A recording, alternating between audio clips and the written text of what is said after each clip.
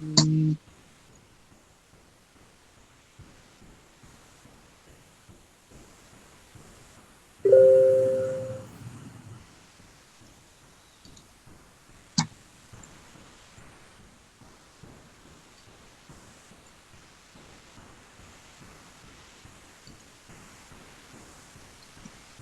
Okay. I think I should start now.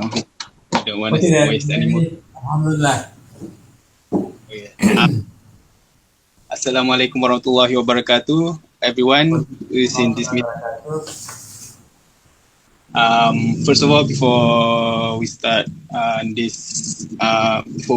webinar, I would like for all of us to take some time to recite Al-Fatiha. Okay. Bismillah. Al-Fatiha. أعوذ بالله من Al-Fatiha. الشيطان بسم الله الرحمن الرحيم الحمد لله رب العالمين الرحمن الرحيم مالك يوم الدين إياك نعبد وإياك نستعين اهدنا الصراط المستقيم صراط الذين أنعمت عليهم غير المغضوب عليهم ولا الضالين آمين. Okay, before we start our webinar, I would like to announce a few things. Right. First of all, I just want everyone to aware that this meeting is recorded and it is live streamed on Facebook. Second, I will if there is any question from anyone, please feel free to type it in the chat. And Right. if there is, Luqman, I have a question. Where is Akmal? I'm not sure because I already messaged him, but he didn't respond. I don't know where he is. So, but it's okay. But he knows it's today, right? He knows it's today. Sorry? He knows it's today. He knows it's today, right? I have reminded him from yesterday and today. Right. I think for now it's okay because we have a lot of questions. He can join later. You sure? I hope he join. Because right. He better be on the way. Okay. All right. Okay. So that's it. Reminded if anyone have a question, they can type it in the chat. Okay. So to begin with, I would like everyone to remember the time before the COVID-19, where we are in campus, and in IIUM, it is known the campus accommodates people from different culture. We have people from of course from Malaysia. We have people from China. We have people from the Middle East, which shows that we cannot escape the fact that we are living in a world where we have to interact with people from different culture. True. If you are a lecturer, you have students from different culture. If you are a student, you have friends from different culture. So, but the reason that we make this webinar is that even though it is fact that we cannot live without people from different culture, there is still controversies and a lot of hate issues arise from conflicts between people from different culture. Some cases such as BLM, Black Lives Matter in America,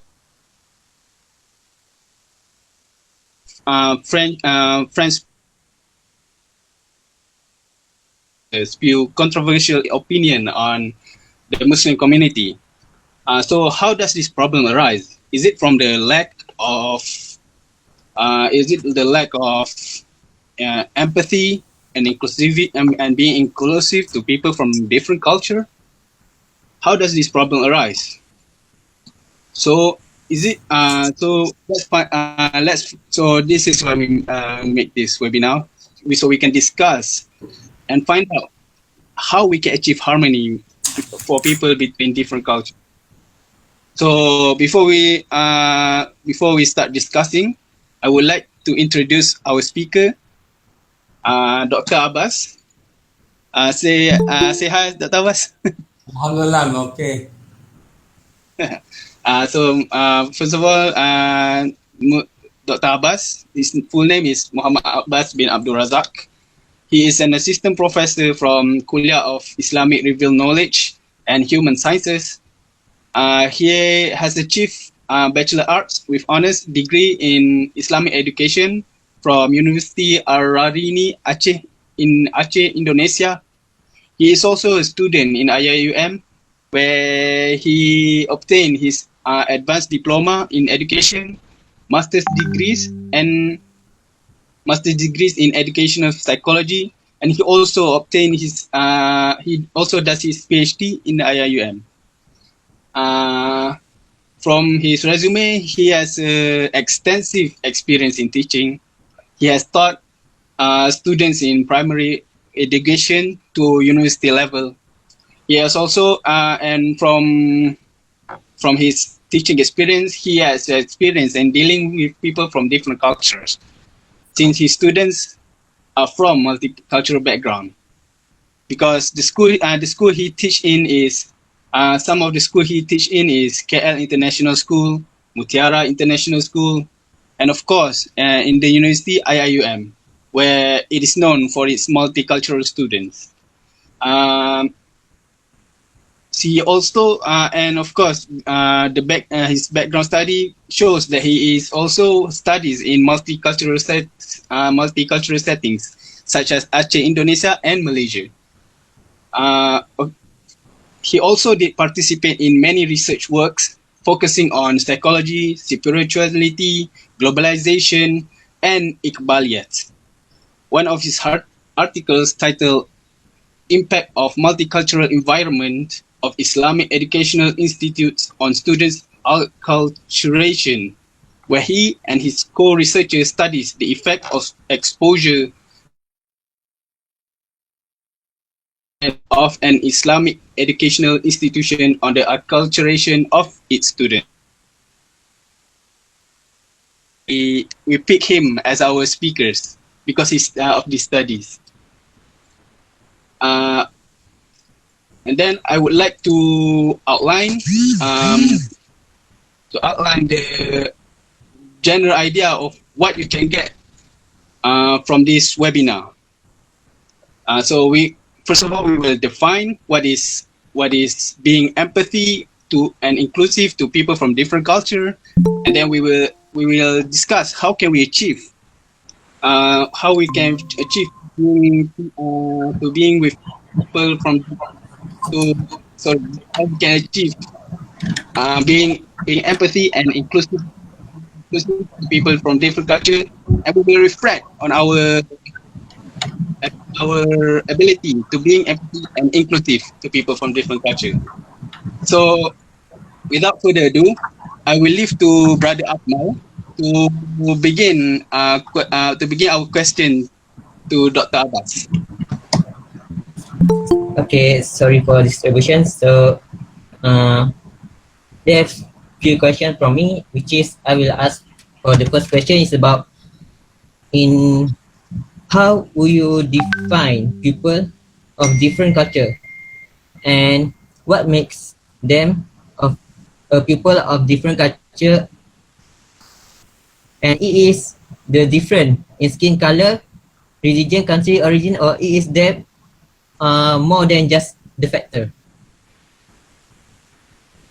Assalamualaikum warahmatullahi wabarakatuh, and a very good afternoon to all of you who are attending this session here with me. Inshallah, in the given time here, in the limited space and time given, right, I'll try to explain from my perspective, my experience here, what is this topic is all about, right? It looks like a topic on psychology or communication, yeah, empathy, inclusivity to people from different culture, right? Well, when I explore further, it boils down to some sort of a racism, but this topic is more academic. If you say racism, quite sensitive, right? So to start off, right, I'd like to say a few words before I go to the question, right? Actually, I'm not alone. I have a research team of my own. I have two other counterparts. One is in the IRK, Professor Sikandar. We work together as a team, and also another counterpart in Aceh, Indonesia. Yeah, Dr. Abdul Rahman, right? So when I speak on behalf of them also, right? So I'm just a representative for my group, yeah. So to start the topic, so I'd like to formally inform the dear brothers, the moderator, any participants who are coming to join us later, right? The topic on this empathy and inclusivity to people from different culture. If you look into the Quran and Sunnah of the Prophet Sallallahu Alaihi Wasallam, we Muslims are told that we should not be racist. Yeah. Below here are two verses to support our argument here, or yeah, our argument is from my team. Yeah. First of all, I'd like to quote this verse from Surah Al-Hujurat, verse 13. Right. It sounds, Bismillahirrahmanirrahim. Ya ayyuhan nas inna khalaqnakum min dhakarin wa untha وجعلناكم شعوبا وقبائل لتعارفوا إن أكرمكم عند الله أتقاكم إن الله عليم خبير. For mankind, we created you from a single pair of a male and a female, and made you into nations and tribes, that ye may know each other, not ye may despise each other. Verily, the most honored of you in the sight of Allah is he who is the most righteous of you. And Allah has full knowledge and He is full acquainted with all things. Surah Hujurat. Second verse is from Surah Ar-Rum, verse 22, right? The ayah sounds this way. وَمِنْ آيَاتِهِ خَلْقُ السَّمَاوَاتِ وَالْأَرْضِ وَاخْتِلَافُ أَلْسِنَتِكُمْ وَأَلْوَانِكُمْ إِنَّ فِي ذَلِكَ لَآيَاتٍ لِلْعَالَمِينَ. And one of His signs is the creation of the heavens and the earth, and the diversity of your tongues and colors. Most surely there are signs in these for the learned, right? So beside this, there's a famous quotation. It's a big quotation. It's actually a sermon delivered by the Prophet ﷺ during Hajjatul Wada. He talked about women's right, how women should be treated. And then also to how we have to be kind to the slaves, and then we have to hold fast to the Islamic principles, and there should be no oppression, riba, and also there should be no racism, right? And there should be no class division among ourselves. I just refer to the short two aspects of that long khutbah which relates to our topic here. And among others, he said, all humans are descendants from Adam and Eve. There is no superiority of an Arab over a non-Arab, or of a non-Arab over an Arab, and no superiority of a white person over a black person, or of a black person over a white person, except on the basis of personal piety and righteousness, right? Now, before I explain to you about the topic itself, the question that you asked, basically man is good by nature. We have to understand he's good, his fitra, the primordial nature of man is good, right? But due to, the environment he's exposed to, or the system of education, right? Or some sort of an indoctrination, all these negative elements, come to play in man. That's why, that is the reason that we see people are becoming, race conscious, or religious, highly, religious consciousness is there. And then also language also can be a problem that comes later. But initially, man is good by nature, right? Now, your question was to ask, are we different just by race? No, I think we are different in many ways, right? The classification goes on, right? we can be different because of the religion. People create a problem for one another. You look down on another person because he's from a different religion, or the language we speak. It can be a problem also. Even people of different dialects also can be a problem. The very obvious one is the skin color now, right? People are color conscious now, right? So the white people look down on the black, or brown people, right? And the white people have the superiority. When I say white and black, I'm not talking about the vast majority, yeah, as a community as a whole, right? I'm telling there's a problem that exists. That's the reason why the world has now become so divided. People are dividing themselves and subdividing themselves, keep on dividing and dividing, So it can happen within, between different religion, different language, people of different languages. Sometimes it can also happen within the people of the same religion also, right? For example, right, we Muslims, the major division is the Shia and the Sunni thing, right? But the Shia has an apprehension when they look at us, and we also sometimes look at them differently also, right? So normally what I say to them when I don't know whether to explain now or later. And then likewise you see in Christian, Catholic and Protestant also, they're Christian, right? The Jew also, they have the Reformed Jew and the Orthodox Jew. And in Hindu culture, you have the caste system also, right? These are all division, someone is trying to say that I am superior to the other one, right? So to feel empathy is, your question is about empathy, feeling empathy. Feeling empathy is one level higher than sympathy. Sympathy is that you just say some consoling words, you sympathize for a little while and then you move from that place. If there is a tragedy, someone lost a father or mother, right? We sympathize, message of condolence, you move away, slowly it's disappearing. Empathy is much more deeper. If sympathy works on the brain level, the mind level, right? Empathy is more towards the heart, right? It works on the emotional level. That's what I understand when I explore the topic, right? So empathy is much more higher, yeah. And then sometimes people don't speak so much when you have the empathy, right? Tears come down when you listen to the suffering, when you see the suffering of others and listen to the sad story, right? So this is the difference, that I found. And the word inclusiveness means, inclusivity means you are trying to rope in everyone together, right? So here we talk about the majority and the minority. We should take care of the minority population and also those who are able and disabled people, so we cannot, marginalize people, right? So the government or the organization or the community must do something, recognize them, and at least they can do something, they can contribute to the nation building in a way, right? So they should be not left. So inclusiveness means to bring everyone together. Sometimes certain religion is dominant in one region or in a country, right? That doesn't give us the potential, to marginalize other people, to be ridicule, to make fun of it. When it comes to religion, the Quran is very clear, saying that we should not vilify of those they worship other than Allah. When we do that, they will go beyond boundaries, limits, to vilify Allah. So you talk ill about their religion, they talk more, and then you get angry, then there will be clash. So there will be, racial tension, and religious war comes up, erupts because of that, right?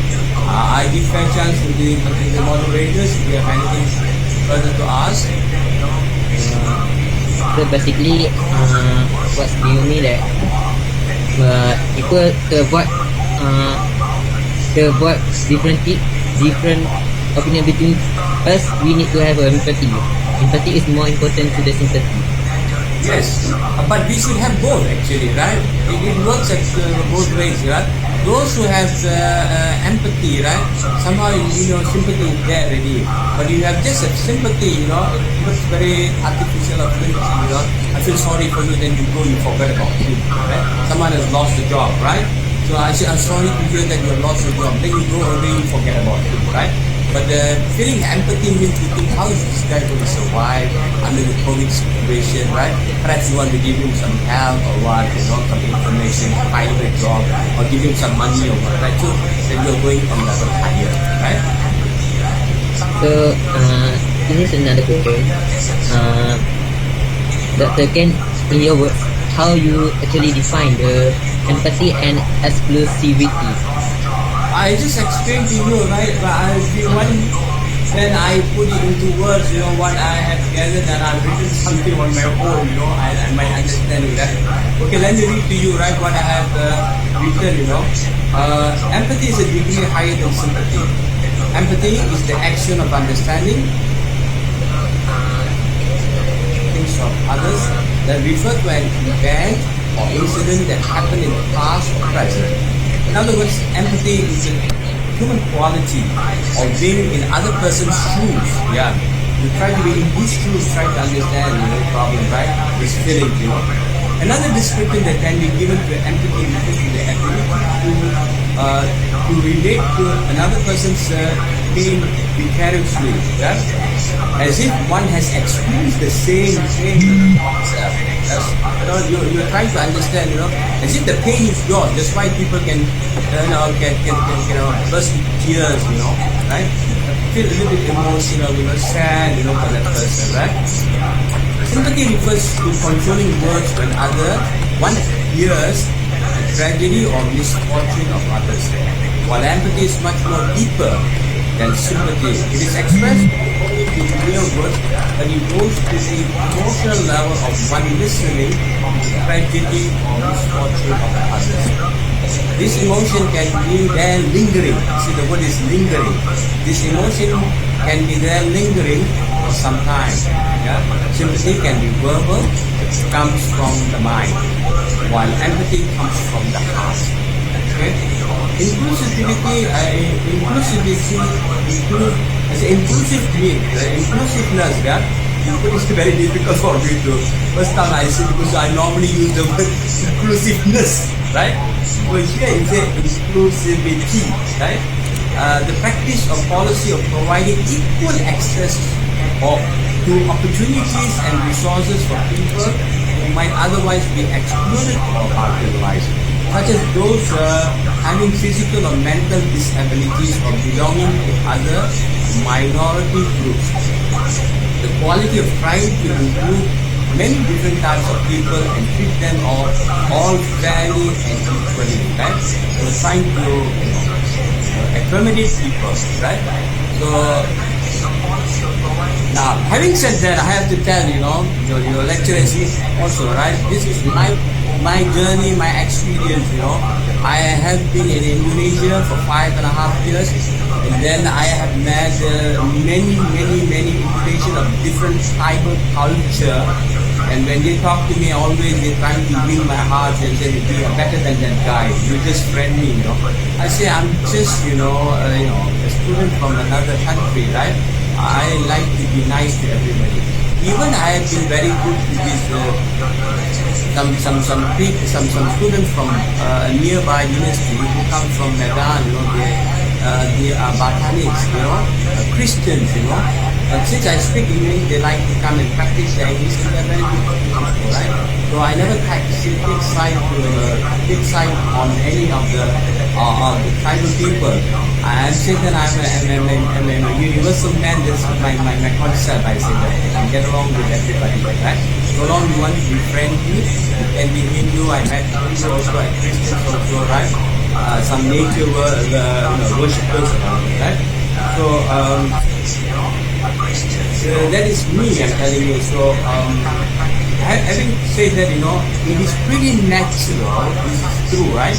I found out that it is pretty natural for people to feel that their culture is the best, or their language is somehow superior and all that. It's a normal thing, Their religion also, right? It's normal to think like that.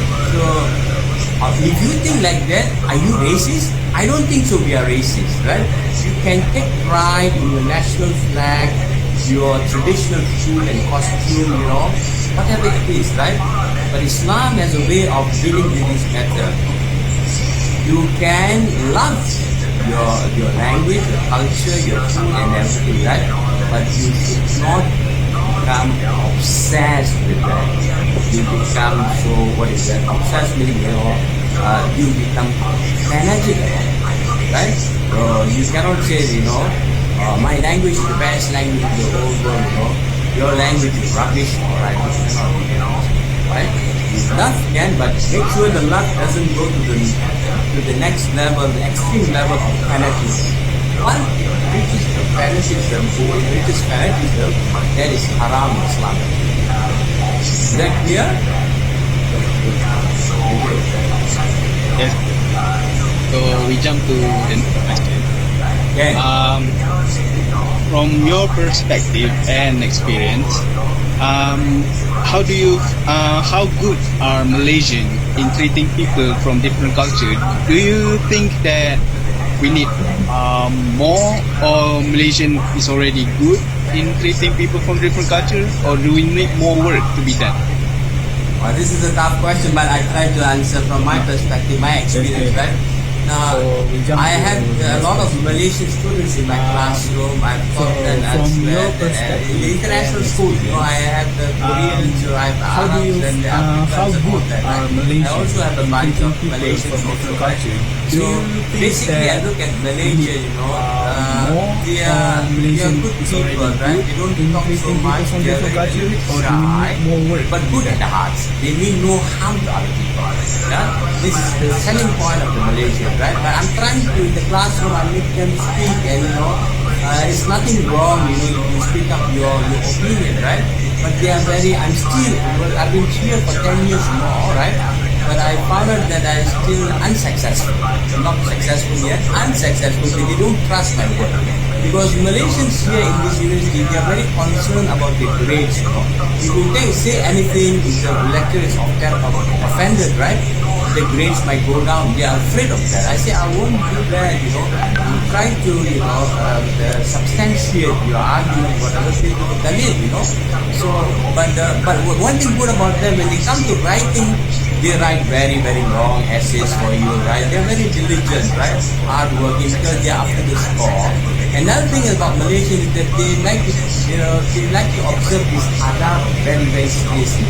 This is the Malaysian type, particularly in the Malay, they have the adab, I respect that also, right? And then in the Malay world, there's a saying that goes, when adab goes missing, biadab comes missing. So they are very afraid, someone say that you are biadab, unethical, uncultured, right? So they are afraid, right? Though they don't smile at foreigners, right? This is the problem. If you compare, when I went to Indonesia, I went to Thailand, you are given a warm welcome with a smile. But here in the airport, everywhere, custom officers and immigration and all that, you don't smile, But this is the thing. But they don't mean harm to you. This is the problem, They must, try to be friendly. When you love someone, you like someone, this is an emotion, right? You have to express it, And I think, the best people in the world who can do that, in the West, they're very good. Yeah? You just meet them for a little while, they smile and say thank you many times, and they have the culture of saying thank you for little things, and then also they have to say sorry, for little things also, right? But that is maybe artificial or what, I don't know. But Malaysians sometimes, they like to take things for granted, right? Oh, he will know, right? I meant this and all that, right? I am telling you, I got this parenting, for some time, I always say, go back to your parents, any small favors they do, anything, appreciate them, hug them, say terima kasih ayah and all that, teach them, right? But they always feel shy, my father will know, my mother will know. This is the Malaysian. A lot of foreigners are coming to Malaysia. Students come to Malaysia, expatriates are here also. I don't think anyone want to harm them, or there is an arson attack on them. They want to murder you, or they want to do anything even nasty to you. I don't think so. But in other countries here, students as well as expatriates are not quite safe. There are certain countries, I just don't want to name it here, right? People are afraid to go out, after sunset, some dangers are there, right? Malaysia is quite safe. Having said that, there are isolated cases all over the world. So we don't take the isolated cases, we take people as a whole. Malaysian are good, right? People as a whole, I think Malaysian good. It mean no harm. You can come to this country, you want to study, you want to make money also, you can make money. That's what I have observed in Malaysia. When people come and complain to me in Malaysia, you have to listen very carefully. I'm very happy that it's recorded. A lot of people come, and they complain about Malaysia, visa system and all. I have traveled to Indonesia, to Thailand, to Brunei, and many parts I've traveled, I never complain, I learned my lesson really, not to complain, Every country is different, they have their own culture, and you have to just adapt for the little while. So when they complain, and the worst thing is that when I hear students come and complain to me, Malaysian students and all that, I say, come on brother, don't say it like that. You are reserved to your own group of people. They don't want to talk because they are lacking in confidence, language barrier perhaps, They are afraid about the Malay, the English is not good, or the Arabic is not good, it's just a barrier. But look at them among themselves, they speak very freely, right? So then I taught them one philosophy, right? I said, brother, the world is such, if you refuse, if you don't train your eyes to see beauty, in the world, you are not going to see beauty at all, right? It is your eyes you have to train, So every country has something negative and positive. Always look at the positive and appreciate. Every individual has negative and positive. We have to accept whatever. Culture, you see different culture, the way people do things and all that is right. Now, if you go to a certain culture in Malaysia, you'll be very surprised. I was shocked to hear that. I heard them talking, in a very rough language, as if they will fight. Then finally they look at me, why you become very timid? I said, I'm afraid you people talk so loud. They say something would happen. No. This is our culture. I'm talking about the Pakistanis people, right? Rough and tough. So cultural things, influence their characteristics, idiosyncrasies and all that.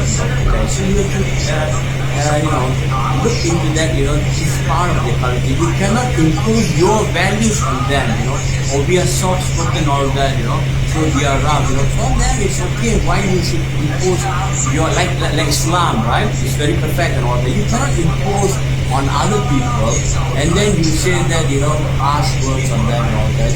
Because they are not Muslims, right? You leave them alone, right? So that's how I look at this topic on, whatever I say from the Asian, right? Yeah. Okay. Thank you, Doctor. We move on to the next question. And how do we nurture empathy and inclusivity in various stages? Stages such as home, school, society, and workplace. Right, thank you. Right. So we have to remove the barriers. The barriers can be communication, right? Maybe you go back home in the house and there's no actual communication taking place. Now because of the internet age and social media and all that, everyone is busy with the smartphone, and the very less communication, right? Sometimes I went to Singapore, a Malay family also, right? I was there in the house, and the daughter is sending message, Assalamualaikum, good morning, but she was in the room and sending message. Why should you waste your time? Just open the door. Assalamualaikum, both of you. How are you today? Right? I was laughing at the girl. I said, why you have to do that? You're living in the same house. You just have to open the door, come in and greet us. We're very happy. Yeah. And the father said, not because of your presence. It happens all the time. Secretly it will. So this is the thing. So be in the house. The parents must show a good example, right? And then the children, the parents are the good role models for that, because the children have been there with us from very small, right? We must have this, positive attitude, behavior towards others and all that. The children will be carried, right? If the parents are a little bit racist or making terrible remarks on others, when the children go out of the house, they will be doing the same thing also, right? So always teach the children in the house itself, in our daily practice, forgive and forget. Right? No one is perfect. This must be there all the time. No one is perfect. You can be an alim, you can be a great scholar, professor, and all that, right? We are not perfect. We have our own shortcomings. You have to accept that. And another good quality is of being a good human being from the Islamic perspective is that we must have this quality of what we call that humility is very good. You can be a great teacher, you can be an intelligent student, right? You must have humility, right? The more humble you are, the more knowledge will come to you, right? More good things will happen to you, more connection, more people will come to you, right? And at the society level, the government, organization, all these people must arrange, communal activities, like we play games, together. So in Malaysia, we have multicultural, we have a multicultural society. We have the Indians, the Malays, and the Chinese, and all. Trying to bring them everyone, it's easier said than done, telling you, right? Because people always feel they're exclusive because something happened in the past, so they have this sort of exclusive feeling, right? I'm better than you, right? So at the moment, I think in Malaysia itself, people do not live up to that ideology or that philosophy of Bangsa Malaysia. It is there in the conceptual framework, it is not.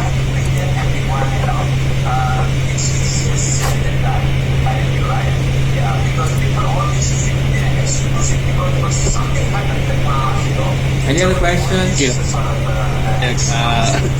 that's it. Thank you. So we move on to the next question. Black Lives Matter, BLM. Intensified in this year 2020 since the murder of George Floyd. So this case, so what are your comments on this movement, and how do you think the lack of empathy and inclusivity contribute to this movement? Very good, yeah. So I have written some text I read for you, then I explain further, right? I just wrote it just now. Which is a movement that is intensified. Generally, I sympathize with all minorities, marginalized, oppressed, suppressed, and downtrodden people of the world, so what are your comments regardless where they live. I sympathize with the Palestinians, the Afro-American community, black people in America. I don't even want to call them black, I'm not that sort of a person, I can call you black or what, right? The native people of America, don't forget, the black people are saying that they are oppressed, we've forgotten about the native people of America. I'm talking about the many tribes among the Red Indians, of America, Tibetan, right? Kashmiris, Dalits of India, Uyghur Muslims in China, and others. To share my experience of feeling empathy towards others, there was a time I was reading the book written by a great American historian by the name of Doris Alexander. He was popularly known as D. Brown. And the book title was Bury My Heart. You mark this title, you have to read this book. Any student come to me, I'll suggest that. I have recommended this book to many in my class. Bury My Heart and Bullet Me. Right? In the 512 pages, D. Brown explained with documented proofs on how the Native Americans were eliminated from their lands. They were brutally persecuted, murdered, raped, and all that, etc. Simply put, it was a genocide carried out by the white people against the native people of America. during the time, yeah, when I was reading, right? Now, during the time when the white people arrived, in the American soil, the population of the Red Indians was 20 million people. Now they say around 6 million, but I suspect it's much more lower than that, right? So now they are put in reservation camps, When I compare that, during one of my presentations, I said Malaysia has done a better job, yeah? More sympathetic, shows more empathy towards them, The orang asli in Malaysia are well taken care. They have a department for that, for their welfare. If you go to Batu 13, I think, yeah, I was staying in some time ago during my masters at Batu 11, Batu 12 or 13, I think Batu 13, we have this Jabatan Orang Asli, right? And you see there is one helipad and one helicopter is there. I was so surprised, how come going a helicopter here for these people, right? If any serious medical problem, they will put in the helicopter and will transfer it to this general hospital, right? The government is paying attention, for that, whatever they need, their houses are given, some allowances are given, all that. To come back to the story of this, these people, Red Indians were treated very badly. Now, when you read the review on this book, a lot of white people, you try read anyone, right? Even